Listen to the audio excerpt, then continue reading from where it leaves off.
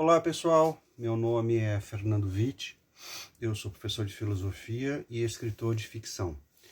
E aqui nas redes sociais eu faço um trabalho de incentivo à leitura com o intuito de fomentar o espírito crítico. E hoje, gente, eu trago uma indicação de leitura polêmica, para dizer o mínimo.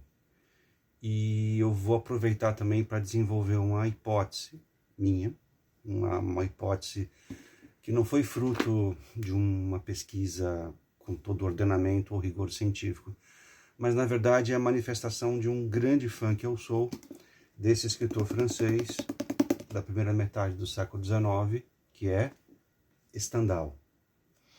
Para mim é um pouco difícil até explicar o quanto eu admiro esse escritor. Escritor que, por sinal, tem uma grande influência no Brasil, e Machado de Assis já manifestou por cartas e nas suas próprias obras grande admiração também por esse autor. Stendhal, na verdade, é o nome artístico de Henri Belle. A própria vida de Henri Belle já daria um romance, um grande filme sobre aquela época, né? Nós estamos falando da virada do século, né? A França, que passou por intensas transformações sociais, políticas, culturais, por conta da Revolução Francesa. Depois, o período napoleônico, ou seja, a ascensão de Napoleão, as guerras napoleônicas, guerras essas que o próprio Stendhal participou.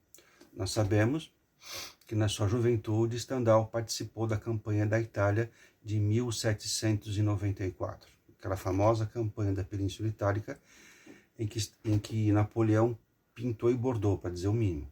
Tá? Em todo caso, dessas viagens, dessa campanha militar, né, que Stendhal acompanhou o exército napoleônico, ele desenvolveu uma grande paixão pela cultura daquela região da Península Itálica, especialmente o norte, na cidade de Milão. E essa sensibilidade italiana teve uma grande influência no trabalho dele como escritor também. E por conta, talvez, da experiência bélica, né, que ele viveu, ele sabia o que era um campo de batalha, Stendhal realizou na sua obra uma transição muito importante para a literatura ocidental. Ele foi um dos primeiros que fez a transição entre o romantismo e a sua paixão, a sua fantasia, o seu exagero nas emoções, e paulatinamente ele foi desenvolvendo também um texto que a gente poderia chamar já de realista. Trocando em miúdos, Stendhal manteve, especialmente nessa obra, O Vermelho e o Negro, e outras, que depois eu vou voltar a falar, vou falar mais para frente, ele manteve aquela paixão romântica combinada a um olhar mais crítico, mais objetivo sobre a natureza humana. O que resultou em alguns romances que são, no mínimo, sensacionais. O Vermelho e o Negro, um dos meus prediletos, é de 1830. Ele conta a história de um jovem de origem muito humilde, no interior da França, mas que é profunda e intensamente ambicioso. Além de ser um rapaz, além de inteligente, é um rapaz também bonito. E ele não tem pudor, digamos assim, de fazer o que for necessário para poder alcançar os seus objetivos. Ou seja, ele quer se dar bem na vida. E o que é interessante, o que é até, de certa maneira, até um pouco perturbador, é que o Stendhal, ele que tem uma escrita muito objetiva, ele que não se perde muito em detalhes de descrições de lugares, de espaços, né? Ele se concentra mais na escolha de termos, palavras precisas, para poder entender a psicologia dos seus personagens. Ele dá muita voz, foi um dos primeiros a fazer isso, ao que seria, entre aspas, o interior dos seus personagens, mas sem julgamento. Ele não é moralista, longe disso. Então, ler especialmente O Vermelho e o Negro é acompanhar as transformações que vão nos tentar explicar por que o Julian Sorel faz o que ele faz. Tendo como pano de fundo uma França e uma Europa completamente transformada, mais uma vez, pela Revolução Francesa, mas principalmente pelo período napoleônico, Julian Sorel é um personagem que nos convida a lançar um olhar, até então inédito, sobre certas características da espécie humana que muitas vezes a gente gostaria de saber que não existem. A minha hipótese de fã, tá, é que o Stendhal escreveu esse livro especialmente para as mulheres. Por quê? Nesse romance, nós encontramos duas personagens femininas fundamentais para poder entender essa trajetória do Julian Sorel.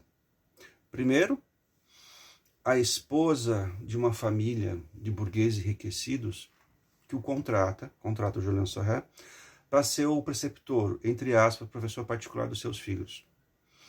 E a mãe dessas crianças chama-se Senhora Renal.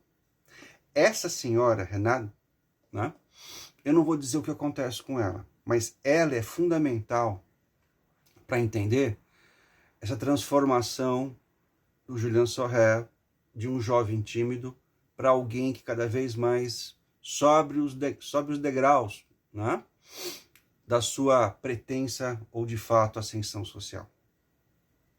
A outra personagem é a Mathilde, filha de um nobre. E eu entendo que muito possivelmente o Stendhal, essa é a minha hipótese, mais uma vez de fã, constrói essas duas personagens com uma precisão milimétrica, né, na descrição delas, na maneira como elas se vestem, nas atitudes que elas têm, para nos fazer entender por que o Julian Sorel faz o que ele faz. Por outro lado, eu entendo que para uma mulher, aí a segunda hipótese, acompanhar o romance tendo a Senhora de Renal e a Mathilde como, digamos, companheiras de viagem, traz uma perspectiva que, de certa maneira, acho que mexe mais com a imaginação das mulheres do que dos homens. Indubitavelmente, o Stendhal escreveu esse romance para todo mundo. Mas eu acho que da parte dele, por causa dessas duas personagens, que são fundamentais para poder entender o próprio personagem em questão, o protagonista, ele dá, em alguns momentos fundamentais do romance, uma perspectiva mais feminina.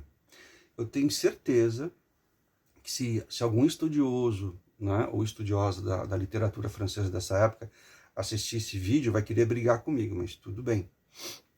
Mas eu volto à minha hipótese. Eu acho que é um romance que é uma experiência para os homens e é uma experiência com certas características particulares para as mulheres. Fica aqui a indicação de um romance único na história da literatura ocidental, O Vermelho e o Negro, de Stendhal. A minha edição que eu tenho aqui é de 1998, eu tive várias edições desse livro já, com tradução de Casimiro Fernandes e de Souza Júnior. É uma edição da editora Publifolha, mais uma vez, de 1998, que vocês acham por um preço bem legal aí nos sebos online.